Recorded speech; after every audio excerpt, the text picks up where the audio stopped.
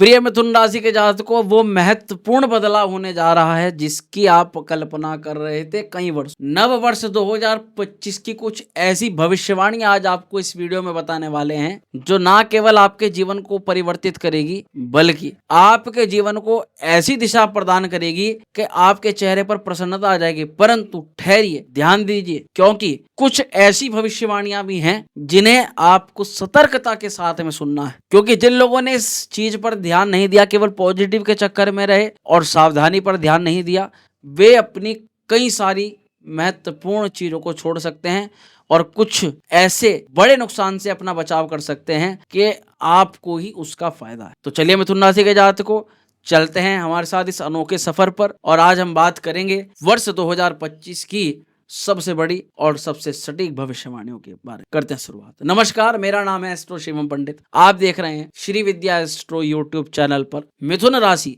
वर्ष 2025 सटीक भविष्यवाणी। ये कार्यक्रम आप चंद्र राशि पर आधारित है। इसको लग्न और नाम के अनुसार भी आप देख सकते, परंतु पूर्ण सटीकता केवल आप जन्म कुंडली ही बता सकती है। इसलिए सटीकता जानना चाहते हो तो अपनी जन्म कुंडली का विश्लेषण करवाओ, वही एकमात्र समझदार उपाय है आप सभी। प्रिय मिथुन राशि के जातकों, अब थोड़ा सा नजर आपकी राशि के चार्ट पर डालेंगे जो बता रहा है कि इस वर्ष में कैसे ग्रहों का परिवर्तन आपके कुछ सटीक कार्यों को सफल बना रहा। देखो मिथुन राशि के जातकों, इस वर्ष में बृहस्पति भी बदलेगा, राहु केतु का भी परिवर्तन होगा और शनि महाराज भी परिवर्तन करेंगे। यानी ये पक्का तय है कि इस वर्ष में बदलाव होने वाला है, चेंजेस आने वाले हैं और चेंजेस भी बड़े अद्भुत, ऐसे परिवर्तन जो जीवन की काया को पलट करके रख देंगे। क्योंकि जब ये 4 ग्रह परिवर्तन लेते हैं ना, तो स्थिर चीजें कुछ नहीं रह पाती, बहुत सारी चीजों बदलाव आ जाता। अभी गुरु महाराज 15 मई को परिवर्तन करेंगे, सबसे पहले तो उन्हीं पर चर्चा करेंगे। और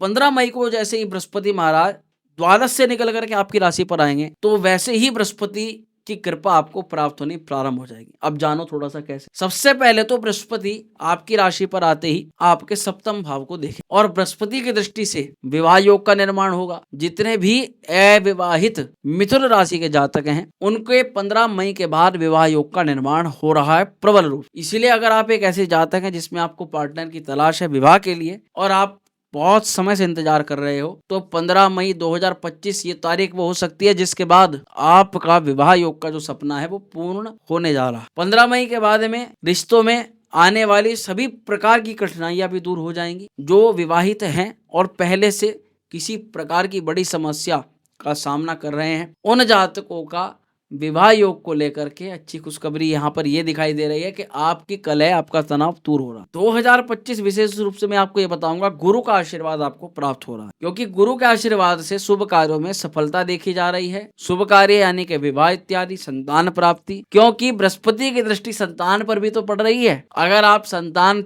को लेकर के चिंतित थे तो वो चिंता भी वर्ष 2025 में पूर्ण हो जाएगी। अगली भविष्यवाणी की तरफ बढ़ते। मिथुन राशि के जातकों, मिड 2025 से पहले गुरु और शनि दोनों की स्थिति अभी ऐसी ही है। यानी अभी मिड 2025 से पहले परिवर्तन अभी लगभग नहीं कर रहे हैं। मिड 2025 से पहले द्विस्वभाव राशि मिथुन के लिए ये समस्या थोड़ी सी उत्पन्न हो सकती है, जैसे कि विवाह जीवन और प्रेम संबंधों को लेकर के थोड़ा तनाव। तो आप मिथुन राशि के जातकों को मिड 2025 तक थोड़ा सा सावधान रहें। जो भी जहां तक विवाहित हैं या फिर लव रिलेशन जिनका चल रहा है, उसमें किसी प्रकार की दिक्कत, परेशानी, समस्या या चिंता आपको, आपके मन को थोड़ा परेशान कर सकती है। इन समस्याओं का मुख्य कारण अस्थिरता और दोहरे स्वभाव का होना है। यानी आप महसूस करोगे कि या तो आपका पार्टनर आपसे कुछ दूरी बना रहा है या आपसे कुछ चीजें छुपा रहा है या कुछ बदलाव आ रही।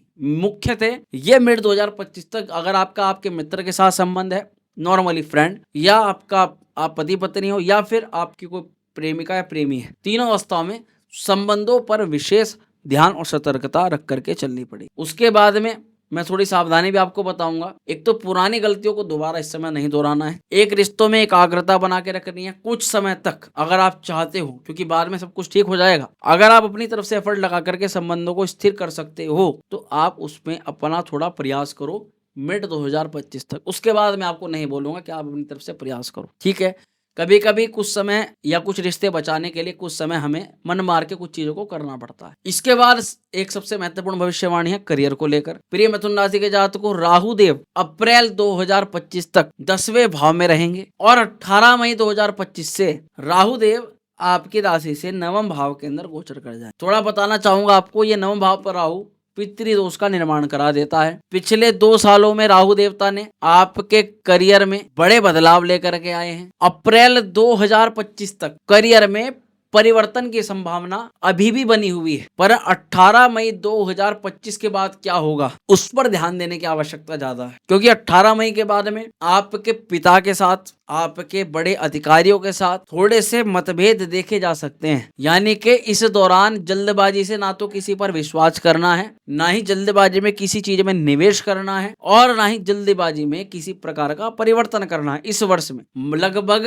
18 मई के बाद विशेष ध्यान रख करके आपको चलना पड़ेगा, क्योंकि जितने भी प्रकार के जल्दबाजी में आप निर्णय लोगे उसमें आपको थोड़ी दिक्कत होगी। एक बात का और ध्यान रखिएगा, अगर आप इस वर्ष में कोई भी इलेक्ट्रॉनिक आइटम परचेज करने की विचार कर रहे हो जो कॉस्ट में काफी ज्यादा है, तो सावधानी रखनी है, सपना सब कुछ चेक करना है आपको, उसमें कितनी आवश्यकता है, कितनी जरूरत है उस चीज की, तभी उसमें निवेश आपको करना है। वरना हो सकता है कि आप जो चीज जिस प्रकार की प्राप्त करना चाह रहे हो वैसे आपको प्राप्त ना हो। सबसे ज्यादा जरूरी बात यह है कि आपको पिता के साथ वार्तालाप करते हुए बहस से बहुत ज्यादा बचाव रखें। एक शनि महाराज का जो 10वें भाव के अंदर गोचर होने जा रहा है, वो मैं आपको विशेष रूप से बताना चाहूंगा कि 10वां भाव बहुत अच्छी यहाँ पर हमें भविष्यवाणी होने वाली है। 10वां भाव शनि का कारक भाव माना जाता है, क्योंकि शनि देते हैं रोजगार, और रोजगार भैया वो चीज है जिसका रोजगार जितना अच्छा उसकी स्थिति उतनी बढ़िया, यानी सब लोग उसके फेवर में होते हैं, सारे काम उसके बनते हैं। लोग उस ऐसे व्यक्ति के साथ ही संबंध बनाना चाहते हैं जो व्यक्ति खुद से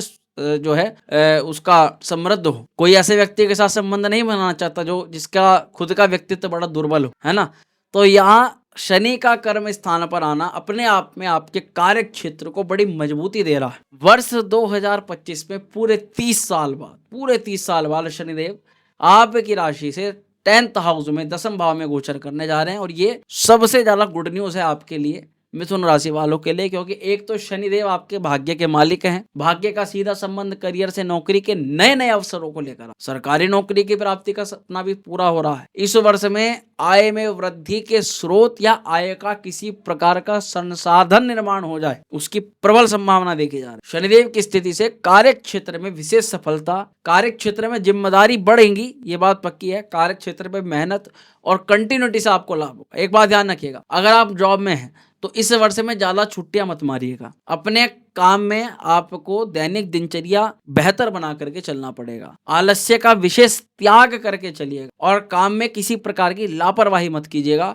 अगर आप इन चीजों का ध्यान रखते हो तो शनिदेव इतना आपको प्रदान करेंगे कि आपके पूरे कार्यक्रम क्षेत्र को मजबूत बना करके छोड़ेंगे। यहाँ विशेष रूप से मैं आपको ये सलाह दूंगा कि शनि कर्म का कारक ग्रह माना जाता है, इसीलिए इस अवधि में अपनी मेहनत का आपको पूर्ण फल मिलेगा। बस ये आपके ऊपर है कि आप वो मेहनत कैसे करते हो। देखो, सबसे बड़ी भविष्यवाणी गुरु महाराज के ऊपर भी है। गुरुदेव आपकी राशि के प्रथम भाव के अंदर आ जाएंगे। प्रथम भाव में पूरे 12 साल बाद बृहस्पति आ रहा है, तो बृहस्पति का स्वागत करो, क्योंकि बृहस्पति आपकी राशि पर आ रहा है। तो सबसे ज्यादा अगर किसी को मनाने की आवश्यकता है तो वो है देवगुरु बृहस्पति को। मनाने का सीधा सा मतलब यह है कि भाई उनके लिए थोड़ा पूजा अर्चन करो, क्योंकि बृहस्पति जो ग्रह की राशि पर होता है व्यक्ति के संबंध या व्यक्ति का व्यक्तित्व तो वैसा ही होता चला जाता है। यानी इस समय बृहस्पति आपको थोड़ा मनी मैनेजमेंट अच्छा सिखवा देंगे। पैसे का जो भारी भरकम नुकसान आपने किया है उसके लिए आपको अच्छी खासी सीख प्रदान करा देंगे। बृहस्पति दायित्व को समझदारी गुणवत्ता प्रदान करेंगे, काम में आपकी प्योरिटी लेकर के आएंगे,